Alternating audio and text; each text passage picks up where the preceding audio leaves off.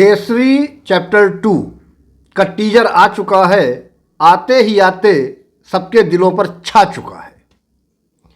90 second के teaser में 30 second silent zone में है, क्योंकि इतनी ब्रूटैलिटी, इतनी हिंसा दिखा पाना बहुत मुश्किल काम था।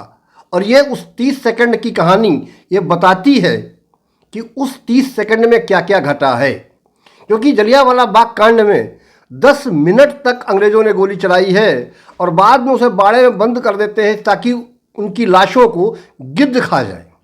आप सोचिए, ब्रूटैलिटी की कोई सीमा नहीं रखी उन लोगों ने। ये 30 सेकंड ही इस कहानी को अंदर और बाहर से कहे जाते हैं। जलियांवाला कांड का जो दर्द है उसके आंसू आंखों से बह जाते हैं।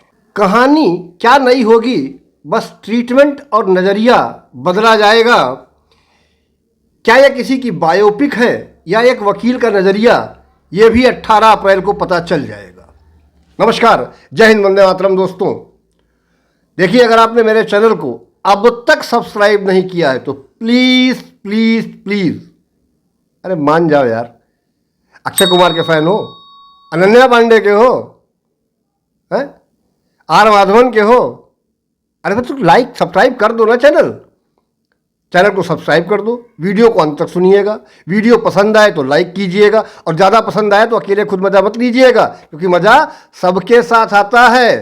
तो शेयर भी कर दीजिएगा और बेल आइकन अवश्य दबाइएगा ताकि आपको आने वाले मेरे नए वीडियो का नोटिफिकेशन मिल जाए। ये कहानी जलियांवाला बाग कांड के इस मुद्दे को कोर्ट में उठाने वाले एक वकील की है।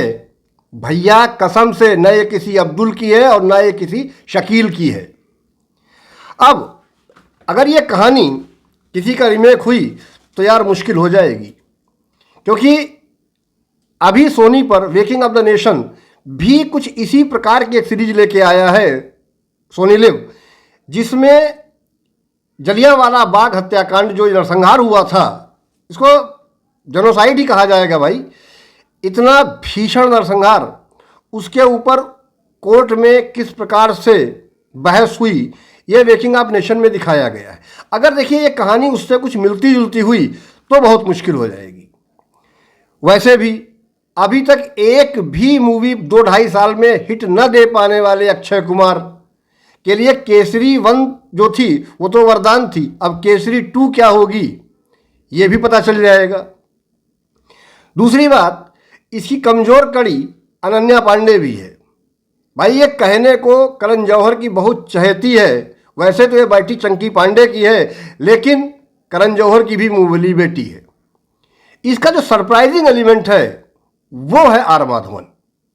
नो डाउट भाई, आर माधवन के बारे में कोई शब्द नहीं है। अब शैतान उठा के देख लीजिए, अंदर का शैतान जो है कहीं 15 किलोमीटर दूर भाग जाएगा।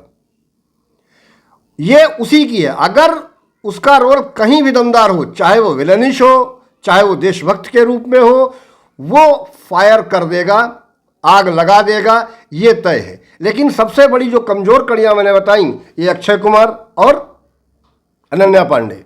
अब सबसे बड़ी चीज़ ये भी है कि इस मूवी को प्रोड्यूस कर रहे हैं अक्षय कुमार और करण जौहर, जो कि नेपो किड्स के ग्रैंडपा है ना।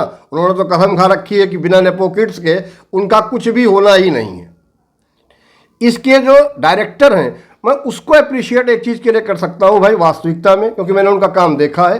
बंदिश बैंडिट ये सीरीज जो है 2020 में आई थी और वास्तविकता में लाजवाब सीरीज थी भाई। म्यूज़िक के ऊपर किसी सीरीज को इतना लंबा लेके जाना और उसको उस हाइट्स तक लेके जाना, भाई ये डायरेक्शन में हम इसकी बात तो मानते हैं कि त्यागी का यहाँ बहुत बड़ा रोल है।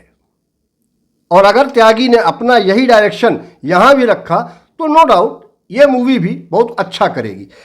अब जो सबसे अखरने वाली बात है वो ये है कि इसकी रिलीज डेट 18 अप्रैल रखी गई है, जाट के ठीक एक हफ्ते बाद की।